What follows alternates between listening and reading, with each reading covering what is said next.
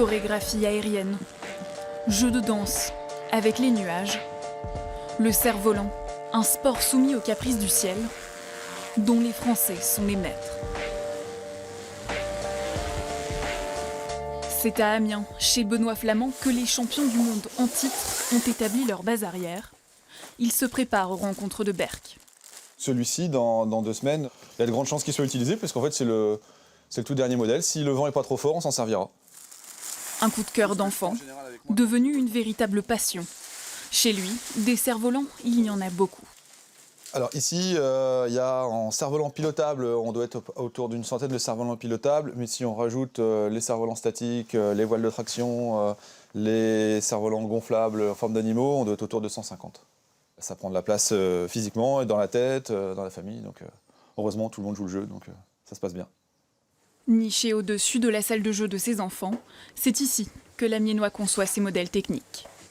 Donc il y a l'ordinateur, sur lequel on passe pas mal de temps, mine de rien, à préparer les musiques, les designs des cerfs-volants, etc. Et puis la fameuse machine à coudre qui sert à coudre les cerfs-volants.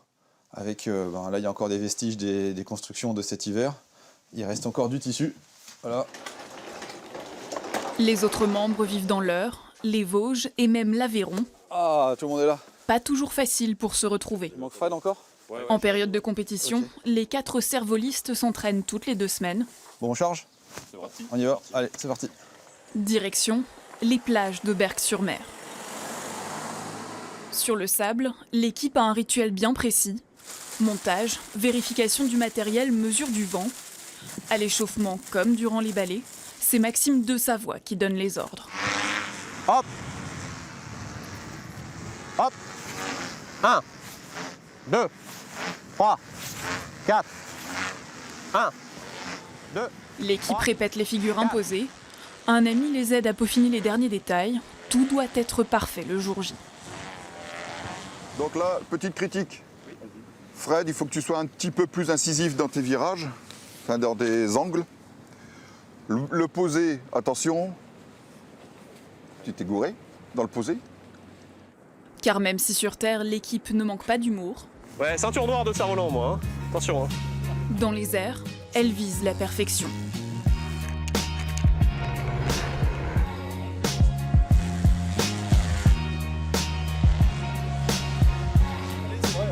C'est peut-être parce qu'il plie pas du tout.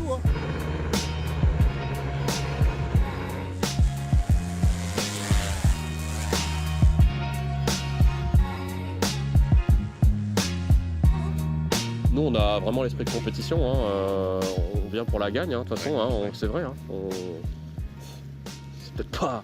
Le dire comme ça, c'est un peu curieux, mais on aime gagner, quoi. C'est ce qui nous fait aller faire des kilomètres ensemble. On espère être au moins sur le podium et puis ou conserver notre titre.